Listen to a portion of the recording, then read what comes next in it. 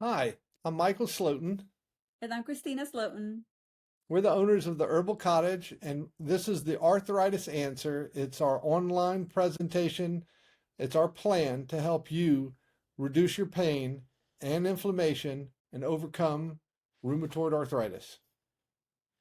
Yes, so if you're here, we hope that we will help you resolve your pain, prevent damage, and restore your life to the way it used to be. All right, and today's topic is going to be about protecting your gut lining and why that's so important and critical to your healing. Yes, on our last video, we talked about uh, putting out the fires that are causing damage to your microbiome. And today we want to talk to you about just reducing inflammation by healing your gut. And there's really a couple of approaches that need to be tried at the same time. And the first thing that I like to do is I know this is going to be hard, but coffee causes inflammation. And a lot of people do well with coffee, but there is a percentage of people that love coffee, that drink it in the morning. They've gotten used to it. But if you remember the first or second or third time you drank coffee, if it caused you any kind of irritation, it is still causing you irritation, even though you have trained your body to adapt. It's still affecting your gut. And so changing from a hot, delicious, wonderful, joyful cup of coffee to something that is equally joyful will make a huge difference in the way you feel. Personally, um, me and Christina have adored coffee, love the smell of it. She's from Mexico. She can drink it before going to bed. And I've always been kind of reluctant to drink it because I've always had a little strong reactions to it that were negative. So I didn't drink coffee before we got married, but after we got married, we really adopted it as part of our morning ritual. So um, I've been having issues. I have to admit that my frequency of urination has been concerning, and other inflammatory issues. Until recently, I've just given up coffee. It was hard for the first week or two. Actually, I had headaches just flashing, and so that was difficult. And what I've replaced coffee with is something as enjoyable, and it is a cup of hot um, matcha tea with cinnamon, ginger, and cloves.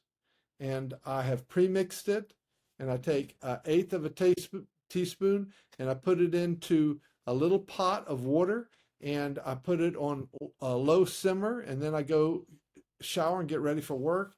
And then I pour a little soy milk into it, and I put a little honey in it, and then I have a frother. It's a small, high-speed mixer, and I can make my own little latte. So this is a matcha latte, and over the last 2 or 3 weeks, I've noticed a real big difference in my inflammatory response. Uh, my digestion has much improved, and my ability to sleep through the night has greatly improved. And so I want you to know that I believe that giving up coffee, changing to matcha, will sustain your energy without giving you a morning drop like coffee does or afternoon drop, and strengthen your body and bring some calmness, and it's just a wonderful morning ritual. But And matcha does have a little bit of caffeine in it. It's a green tea. yes, So if you still need that pickup in the morning. and this is the most important thing is that the ginger by itself is a great pain reliever, and ginger can be applied topically, and when you drink it, then it actually helps your pain, and it soothes your stomach if it's a little bit upset. Cinnamon and cloves are powerful at reducing what they call inflammatory cytokines. These are like interleukin 1, 6, 17. These are the markers that, when they measure your blood, determine whether you have arthritis or not. They're elevated when the body is actually fighting inflammatory or pathogenic cytokines that are in your body. So we want to reduce those signaling molecules, and ginger, cinnamon, and cloves work as well as a lot of the medicines that are supposed to bring your inflammation down. So it's like taking Tylenol or Advil in the morning, and I think you're going to do it. You're going to feel a lot better if you give up coffee and substitute it for matcha. That's the first step. It's an actionable step, and it's something that can really help you. Yeah, so look at your pantry. You may already have these spices. So you can, you have the option of doing them whole or powdered, which is super simple. Either way, it works. And you can just start switching your morning drink, and that'll go a long way. We have already done a video about this wonderful gut healing tea and anti-inflammatory arthritis medicine. I think I call it the anti-inflammatory morning ritual or something. Yeah, but you can find that on our school platform. So look that up. Yeah, so it's the Herbal Cottage Skool, and I'll put the link in our description here, so you can join and start trying it out. So. Okay, the next thing that you should know about when it comes to healing your gut. First, let's just talk a little bit about your gut. So the gut really is like the castle wall. The castle wall is a barrier that keeps the barbarians out.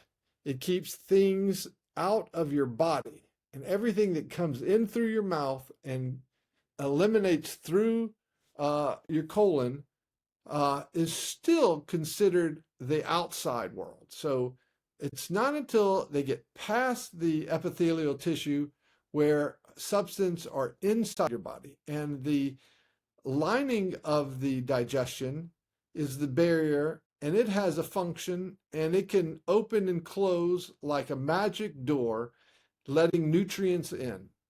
But it's supposed to regulate that so that it doesn't let proteins in and other things that shouldn't be in, like germs and fungus and bacteria, and even worse, some of the waste material that is gathered in your colon should not be slipping into your body. I mean, E. coli is a dangerous bacteria. Just think about washing your hands after you go to the bathroom. Well, that material we don't want to leaking into our body. So preventing leaky gut and making sure that epithelial tissue is strong, sound, and actually working effectively.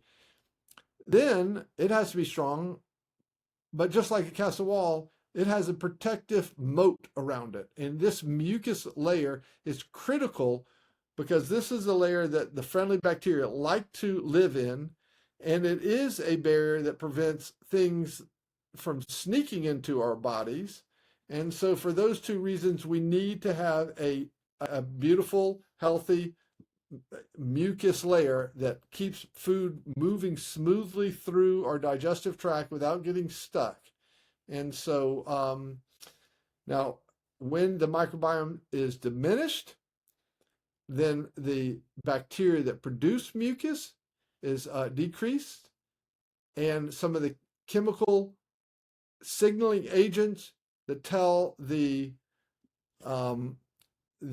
cells in your epithelial tissue to produce mucus stop sending the signals, so your body stops producing as much mucus, and the mucus layer drops out. What are those mucus cells called? Goblet cells?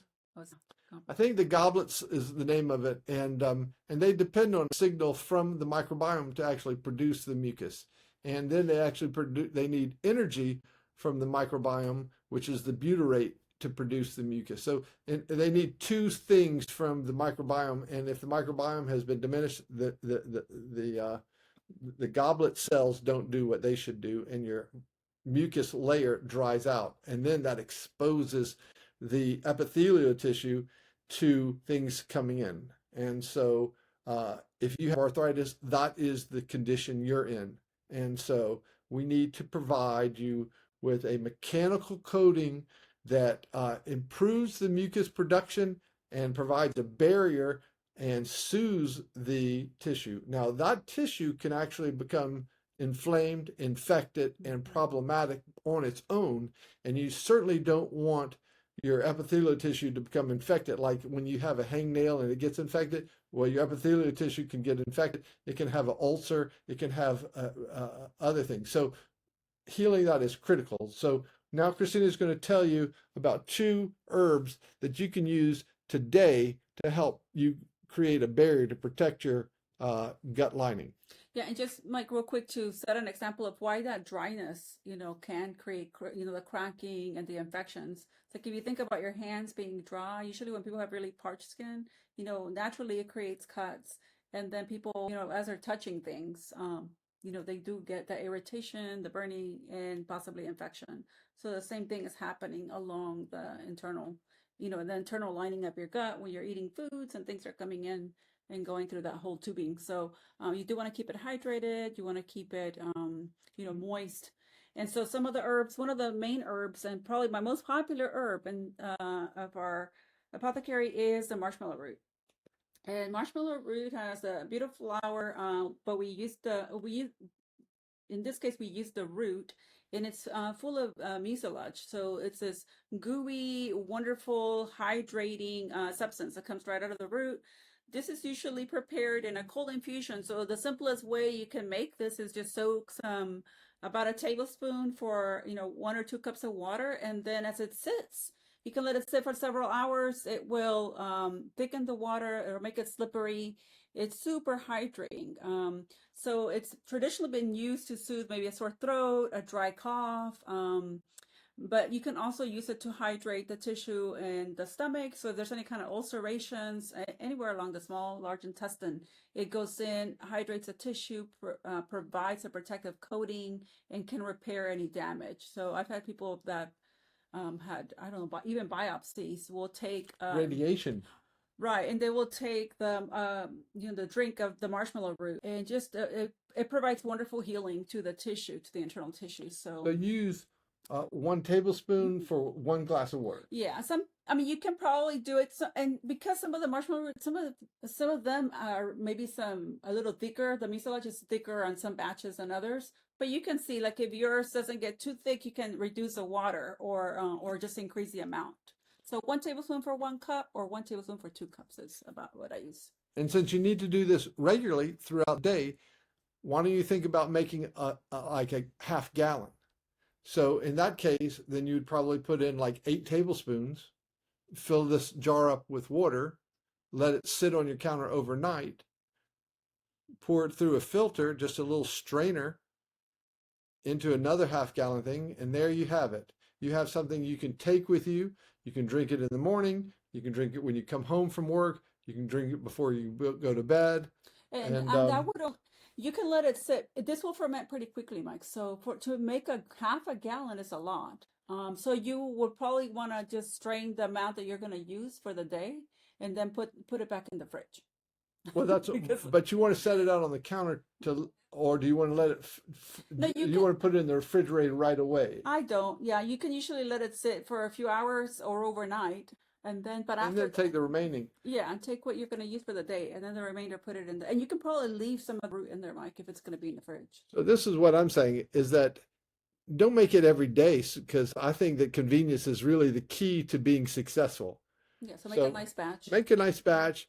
Drink it on a regular basis. Every time you do, you're going to be improving your hydration. You're going to be creating a mechanical barrier so that you can heal your gut. The herb is powerful at correcting the inflammation in your gut. So if you've ever had a sunburn or cut and you put aloe vera on it, or if you've ever used plantain on a bee sting and you go, wow, what amazing relief I just got, then the marshmallow root is a powerful healing agent for your gut. In fact, you want to tell them about how it's got its official name.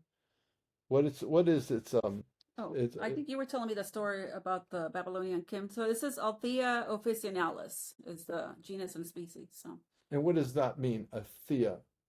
I thought you knew. All right. you've Well, been telling me all it along. actually translates to healing or healing herb. And that the Babylonian king planted it around the palace so that it was available to everybody that worked in the palace at any time. So it was what was recognized as a super healing food, and it has a beautiful flower.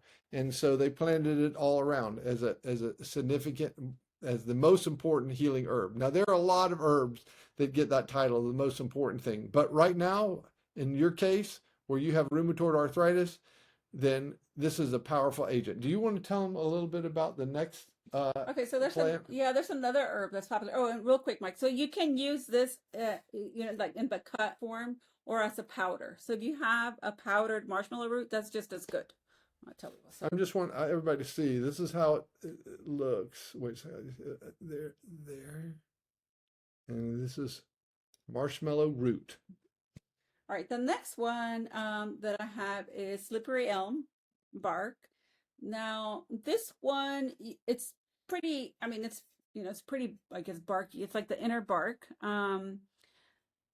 This I would make sure that you get from a good company if you're going to get it. Mountain Rose is a good company. They make sure that the source is sustainable because it has been over harvested.